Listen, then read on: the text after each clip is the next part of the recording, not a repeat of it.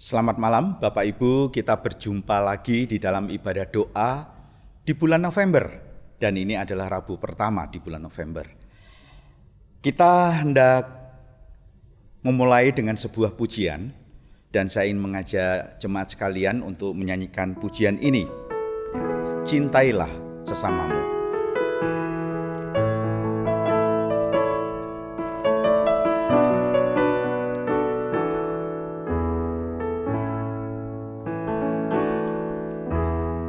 Gemuruh ombak menderu, berlomba menuju pantai, bagaikan dua insan yang bercinta.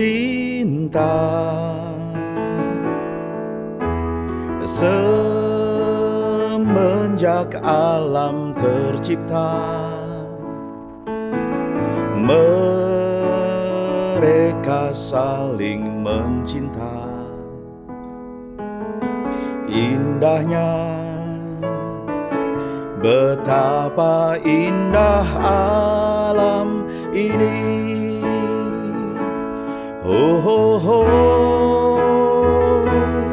oh, oh, oh.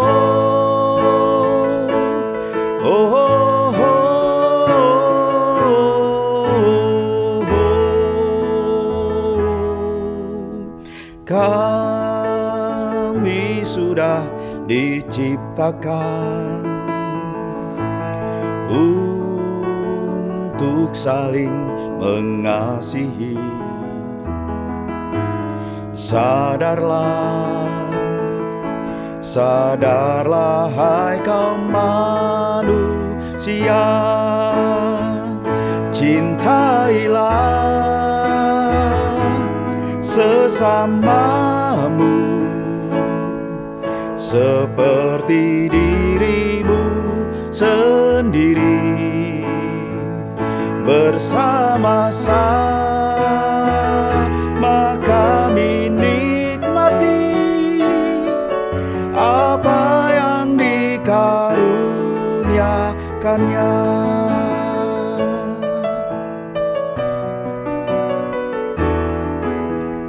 Kami sudah diciptakan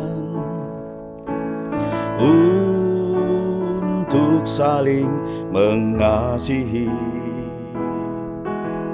Sadarlah, sadarlah hai kaum manusia, cintailah sesamamu seperti dirimu sendiri. Bersama-sama kami nikmati apa yang dikaruniakannya. Apa yang dikaruniakannya. Mari kita masuk di dalam doa. Kami bersyukur ya Tuhan, karena kami sekali lagi diyakinkan tatkala Tuhan menciptakan kami, Engkau telah meletakkan di dalam diri kami manusia hati yang saling mengasihi, hati yang saling membangun sebuah relasi satu dengan yang lain dengan nilai-nilai kasih itu sendiri. Dan pada malam hari ini, tatkala kembali kami dihimpunkan di dalam jam doa, biarlah Tuhan juga boleh mengkoneksikan setiap kami ya Tuhan di dalam roh-Mu, sehingga kami boleh berdoa bersama-sama ya Tuhan. Berkati tatkala kami membaca dan merenungkan firman Tuhan. Di dalam nama Tuhan Yesus Kristus kami berdoa. Amin. Bacaan firman Tuhan yang menjadi landasan kita terambil dari Matius 22 tentang hukum yang terutama. Matius 22 ayatnya ke-37 sampai dengan ayat 40. Matius 22 ayat 37 sampai 40. Demikian. Kasihilah Tuhan Allahmu dengan segenap hatimu dan dengan segenap jiwamu dan dengan segenap akal budimu. Itulah hukum yang terutama dan yang pertama. Dan hukum yang kedua yang sama dengan itu ialah kasihilah sesamamu manusia seperti dirimu sendiri. Pada kedua hukum inilah tergantung seluruh hukum Taurat dan kitab para nabi. Malam ini kita hendak merenungkan sebuah tema, yaitu connecting people.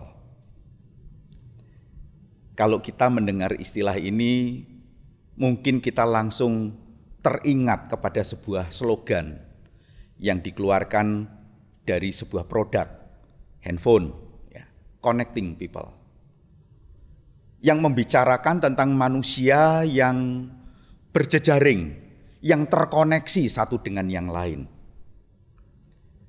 sehingga diharapkan interaksi manusia, hubungan manusia itu dipermudah, dipercepat, dipersimpel, dibuat menjadi lebih sederhana.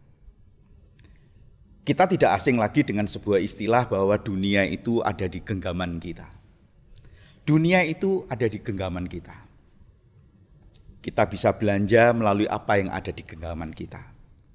Bisa terkoneksi mengikuti ibadah-ibadah seperti saat ini melalui apa yang ada di genggaman kita. Tatkala manusia membangun sebuah jejaring, tentu itu diharapkan sesuatu yang sangat mempermudah manusia mengembangkan budayanya atau menggunakan budayanya itu menjadi lebih bermanfaat.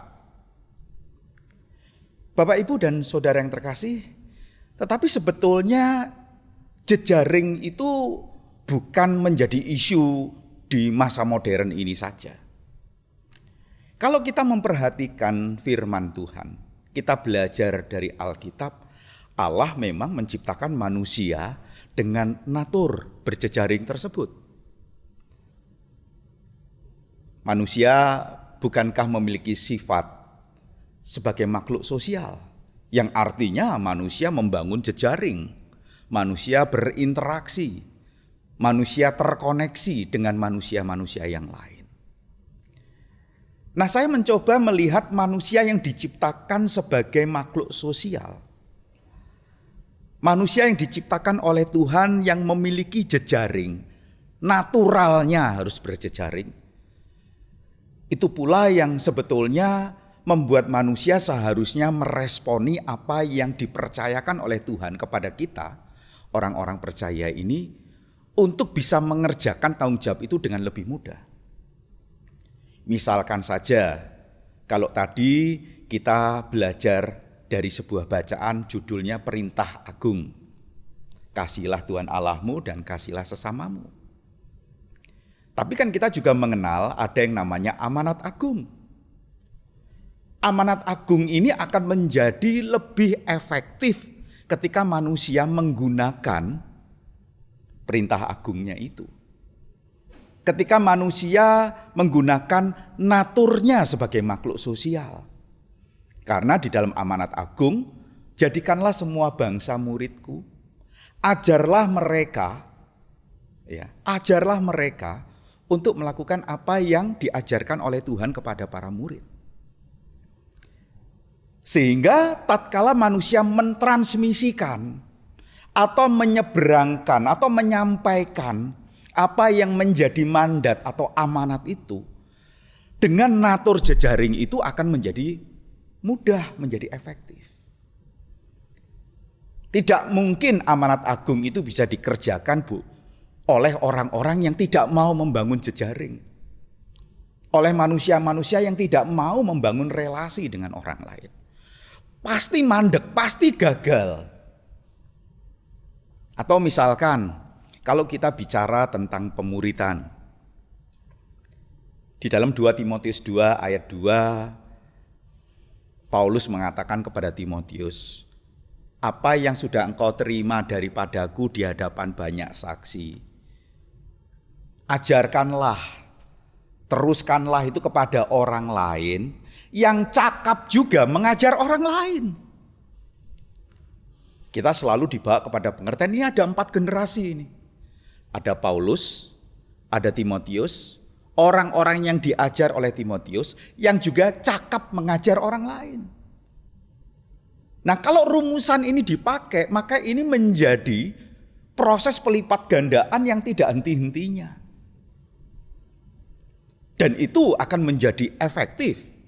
Proses pemuritan itu kalau manusia yang ada di dalam proses pemuritan itu berjejaring, berinteraksi satu dengan yang lain. Alkitab sebetulnya membuat kita sadar bahwa connecting people itu adalah natur yang Tuhan sudah berikan kepada manusia. Lagu tadi yang kita nyanyikan kan syairnya paling tidak dikatakan demikian, semenjak alam tercipta mereka itu saling mencinta, saling mengasihi, saling membangun relasi dengan nilai kasih itu. Lalu di dalam baitnya yang kedua dikatakan, kami itu sudah diciptakan untuk saling mengasihi. Tapi yang menarik, lanjutannya dikatakan, sadarlah. Sadar terhadap apa? Sadarlah bahwa kita itu memang diciptakan untuk saling mengasihi. Sadarlah bahwa ada sebuah koneksi yang seharusnya terjadi. Jadi ketika kita membicarakan connecting people, mari kita tidak membatasi hanya kepada sebuah slogan dari produk HP tersebut. Tapi kita melihat jauh ke belakang, manusia ini diciptakan dengan natur berkoneksi satu dengan yang lain. Bahkan kalau kita melihat di dalam perintah agung atau hukum kasih itu, maka kita melihat jejaring itu bisa bersifat horizontal dan tentu saja bisa bersifat vertikal antara Tuhan dengan umatnya. Nah teman-teman yang terkasih, lalu bagaimana kita mencoba meresponi sebagai connecting people ini? Tidak bisa dipungkiri bahwa tatkala zaman ini menjadi lebih maju, maka membuat kita itu sangat mudah terhubung satu dengan yang lain. Informasi-informasi itu dengan cepat bisa diketahui oleh orang lain. Dulu zaman rame-ramenya Facebook gitu. Apa yang menjadi kegiatan kita yang kita upload, kita masukkan ke Facebook tersebut, itu bisa diketahui oleh teman-teman sudah lama kita nggak pernah jumpa dengan mereka. Lalu ya sekarang kan sudah Instagram dan macam-macam.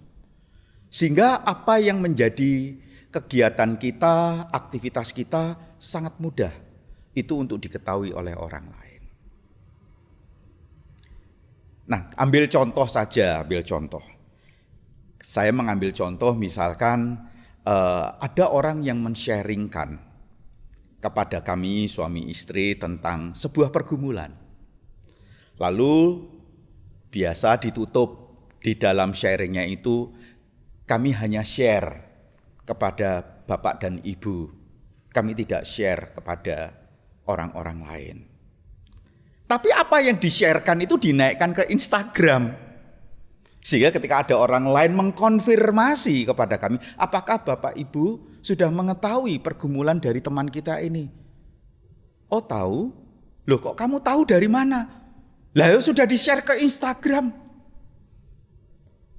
Saudara, itu luar biasa. Kita saat ini tuh luar biasa. Sangat terkoneksi satu dengan yang lain.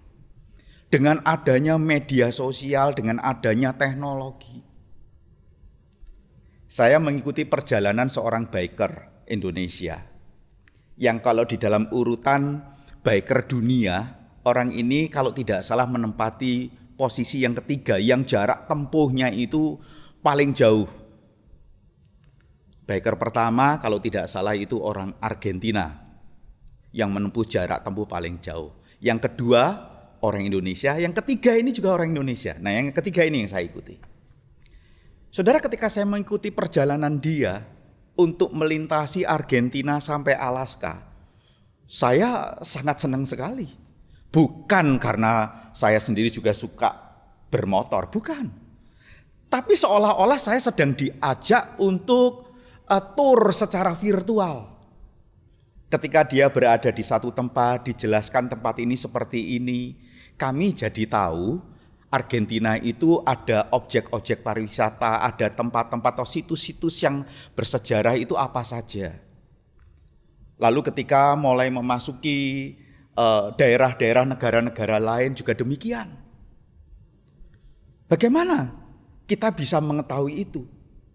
Yang di genggaman kita ini mengkoneksikan kita dengan orang itu, dan orang itu mengkoneksikan kita dengan informasi yang ada di sekitarnya. Katakanlah kita tidak dapat melarikan diri sebagai bagian dari peradaban dunia ini, kita terkoneksi bukan saja dengan manusia tetapi dengan apa saja. Sehingga ini membuat kita menjadi lebih mudah, menjadi lebih sederhana, menjadi lebih memiliki akses dalam banyak hal. Itu nggak bisa dihindari.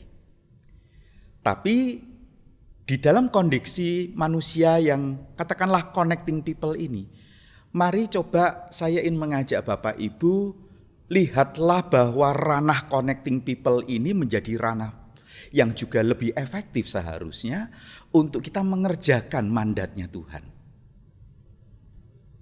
Untuk lebih memudahkan kita menyampaikan mandatnya Tuhan. Saya subscribe GKA Sion punya YouTube. Dan kalau saya klik di sana, anggap aja seperti hari ini kita berdoa. Doa Rebo yang biasanya diikuti 35 sampai 40 orang, kalau saya bandingkan dengan viewernya yang pada saat ini, viewer doa Rebo itu terkadang bisa di atas 100, bisa 120, bisa 135. Yang kalau Rebo secara onset itu hampir jarang angka itu. Bukan hampir jarang, enggak pernah. Tapi sekarang dengan dunia di genggaman kita, dengan kondisi dunia yang connecting people itu, yang kita bisa terhubung dengan apa saja, maka ibadah doa ini menjadi lebih banyak. Viewernya, katakanlah asumsi positifnya, lebih banyak orang yang diajak berdoa. Doa pagi juga demikian. Yang biasanya di angka murid Yesus 12, itu sekarang bisa mendekati 50, 60. Dan ini kan sebuah pelipat gandaan orang yang ikut doa lumayan, 5 kali lipat. Karena apa? Karena connecting people. Dan ini juga menjadi era di mana kita juga kemudian bisa melihat kabar baik itu juga bisa dikumandangkan. Tidak sedikit orang-orang yang dijamah, yang disentuh oleh Tuhan, untuk kemudian akhirnya hatinya digerakkan dan menerima Tuhan melalui apa yang dilihat oleh dia, yang ditayangkan, yang diperhatikan, dan Roh Kudus bekerja. Connecting people itu menjadi ranah yang sangat efektif. Bapak Ibu, di satu sisi kita melihat bahwa ini bisa dimaksimalkan, diefektifkan, digunakan sebaik mungkin connecting people ini. Tapi jangan lupa, ada bagian-bagian penting yang harus kita perhatikan ketika kita menjadi connecting people. Salah satu buku yang saya baca, Bunga Rampai, ada beberapa judul. Buku ini judulnya adalah Everyday Theology, yaitu teologia sehari-hari, katakan demikian. Salah satu artikelnya membicarakan tentang blog. Kita tahu istilah blogger gitu ya.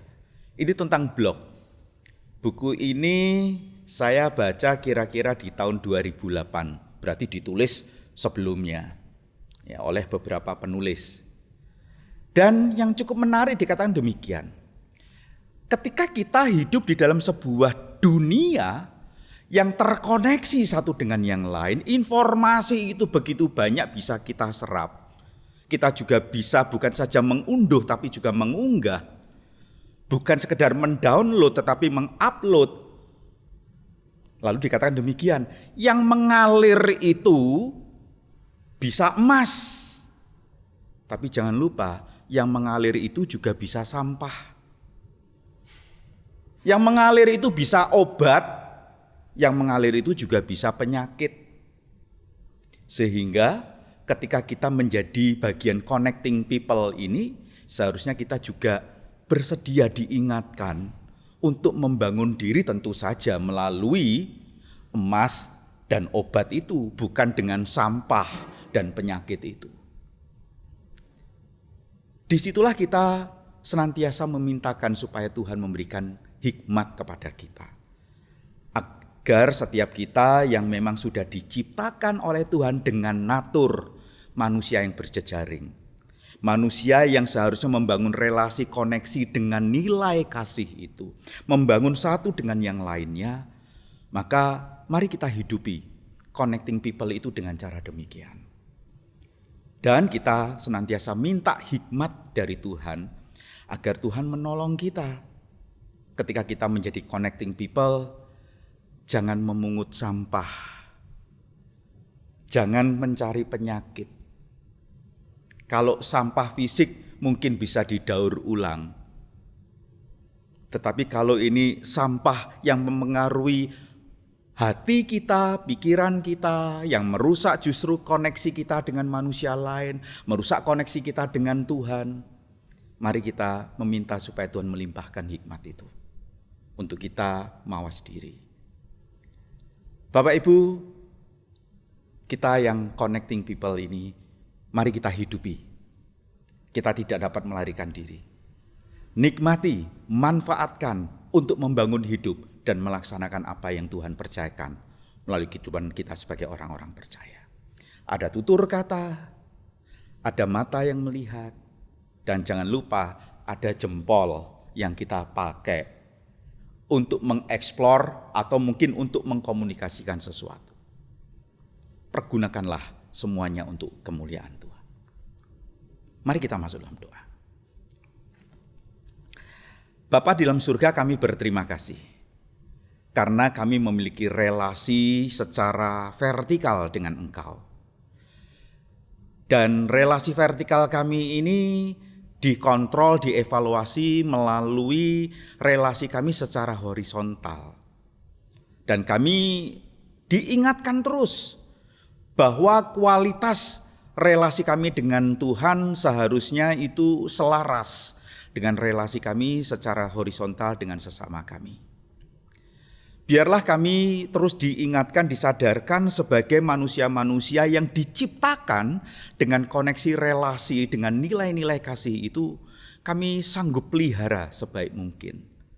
Bahkan kami gunakan ya Tuhan ranah connecting people ini untuk kami melakukan apa yang Tuhan mandatkan di dalam kehidupan kami. Untuk mengabarkan kabar baik, untuk menyatakan kasih dan lain sebagainya. Berikan kepada kami juga hikmat agar kami tidak sembrono ya Tuhan tatkala kami menjadi bagian dari connecting people.